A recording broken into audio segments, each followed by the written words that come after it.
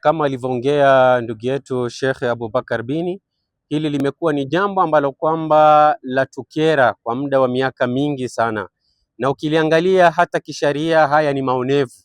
Kwa hivyo kama viongozi tuliowachagua wa kisiasa wameshindwa kuongelea jambo kama hili, sisi kama viongozi wa dini na wenyeji wa mji wetu kama ule wa Lamu, hatuwezi kunyamazia jambo kama hili. Ni jambo ambalo kwamba limekuwa linatukera kwa muda.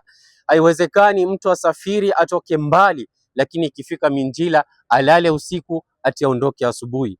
Kuna emergency zenye zinatokezea, wagonjwa, iwe huwezi kusafiri usiku. Hili ni jambo ambalo kwamba la kutuhuzunisha, na roadblock ambazo kwamba zimejaa.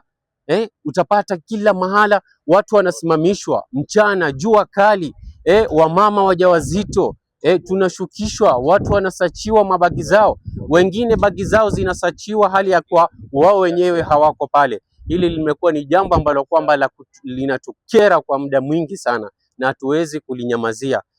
Tunamuomba Mheshimiwa Rais wetu aingilie kati jambo kama hili, na dhulma kama hii iwe ni yenye kuondoshwa katika kaunti yetu kama ile ya Lamu.